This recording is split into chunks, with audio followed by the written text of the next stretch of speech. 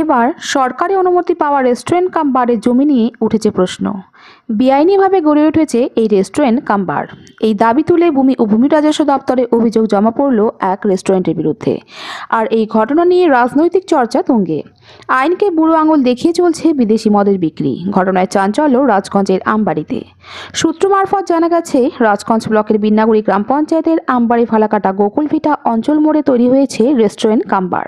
এই রেস্টুরেন্ট কাম বার যে জমিতে গড়ে তোলার কথা ছিল কাগজ কলমে তা তৈরি হয়নি, করা হয়েছে অন্যের জমিতে। এখানেই উঠেছে প্রশ্ন, কিভাবে সরকারিভাবে অনুমতি পেল এই রেস্টুরেন্ট কাম বার? আর সেখানে দেশি মদ বিক্রির অনুমতি থাকলেও রমরমিয়ে বিক্রি হচ্ছে বিদেশি মদ। এই বিষয়ে বিন্নাগুড়ি গ্রাম পঞ্চায়েত সদস্য কিছু বলতে না চাইলেও বিন্নাগুড়ি গ্রাম পঞ্চায়েত প্রধান সমীজুদ্দিন আহমেদ জানায়, বিষয়টি আমার জানা নেই, বিষয়টি খতিয়ে দেখা হবে। আমাদের এখানে গ্রাম পঞ্চায়েতের পিছনেই ঠিক চুন্নিবাবু আড্ডা বলে একজন হয়েছে, একটা রেস্টুরেন্ট হয়েছে। সেটা এখন অন্য জায়গার কাগজ দিয়ে হয়েছে নাকি ওখানকার কাগজ দিয়ে হয়েছে সেটা আমাদের জানা নেই। সেটা নিশ্চয়ই ডিপার্টমেন্ট দেখেই ওখানে দিয়েছে। যদি তারপরেও ভুল হয়ে থাকে, এর মধ্যে যদি কোনো কমপ্লেন আমাদের কাছে আসে বা ঊর্ধ্বতন কর্তৃপক্ষের কাছে আসে, সেটা নিয়ে তদন্ত হবে। তদন্ত হয়ে প্রয়োজনীয় ব্যবস্থা, আইনগতভাবে ব্যবস্থা হবে। নিশ্চয়ই বেলারো সাহেব যেহেতু কমপ্লেন যদি ওনার কাছে থাকে, উনি পেয়ে থাকেন, নিশ্চয়ই উনি তদন্ত করবেন ব্যাপারটা। আমরাও খোঁজ খবর নেব। যদি অন্যায়ভাবে এনওসি তো এখান থেকে নেওয়া না, শুনেন, এখন গ্রাম পঞ্চায়েত থেকে এনওসি কিন্তু এটা নিয়ে একটা সমস্যা তৈরি হয়েছিল। আমরা তখন ওনাকে ডাকছিলাম। গ্রাম পঞ্চায়েত থেকে এনওসি আমরা কোনো দিন দিইনি। আর ট্রেড লাইসেন্স ওনার কাছে আছে। ট্রেড লাইসেন্স এখন তো অনলাইন হচ্ছে, সব তো অনলাইনে হয়ে যাচ্ছে ট্রেড লাইসেন্সটা। ফলে ট্রেড লাইসেন্স ওখানে আমাদের ক্যান্সেল করার কোনো অপশন ওখানে নাই। ফলে উনি ট্রেড লাইসেন্স পাই গেছে। যদি অন্যায়ভাবে উনি অন্যের জায়গাতে অন্য জায়গার কাগজ দিয়ে অন্য জায়গায় উনি দোকানটা করে থাকে, তাহলে সেটা অন্যায় হয়েছে। সেটা ডিপার্টমেন্ট অবশ্যই দেখবে, অভিযোগ আছে দেখবে। আমরাও ব্যাপারটা দেখব। সেটা আমরাও দেখব ব্যাপারটা।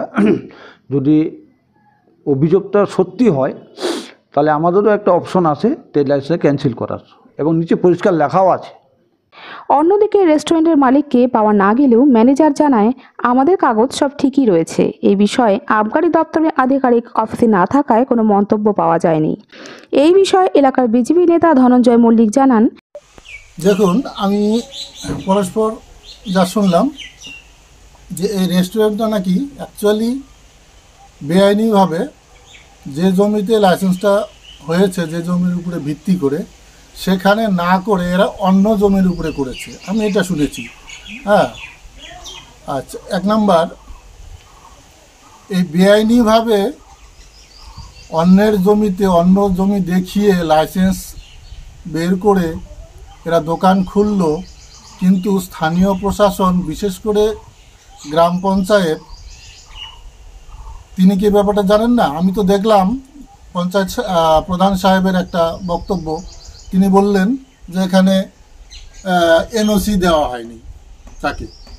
তো এনওসি যদি দেওয়া না হয়ে থাকে তাহলে কি করে তিনি এখানে রেস্টুরেন্ট কাম বার খুলতে পারলো? এটা এখানে কি বুঝতে পারছি তাহলে আমরা? তাহলে বোঝা যাচ্ছে যে এখানে নিশ্চয়ই ওই রেস্টুরেন্ট মালিকের সাথে এখন কি বলবো, তৃণমূলের যেহেতু বোর্ড চলছে, তৃণমূলের একটা যোগ সাজিশ আছে। তা নাহলে এখানে কি করে বেআইনিভাবে একটা রেস্টুরেন্ট তিনি খুলতে পারেন? অবশ্যই জড়িত না থাকলে পশ্চিমবঙ্গের একটা গাছের পাতা নড়ে না যে পার্টির অনুমোদন ছাড়া। তো এখানে এত বড় একটা বেআইনি কাজ হয়ে গেল আর তৃণমূলের কোনো নেতা বা প্রধান জানতে পারলো না, এটা তো বিশ্বাস করা যায় না। অন্যদিকে এলাকায় তৃণমূল নেতা তুষার দত্ত জানান, দেখুন, বিজেপির কাজই হলো সমালোচনা করা। নিজেরা কোনো কাজ করবে না, শুধু সমালোচনা করবে। তৃণমূলের কোনো নেতা এখানে জড়িত নয়। যা করেছে প্রশাসনের থেকে হয়েছে।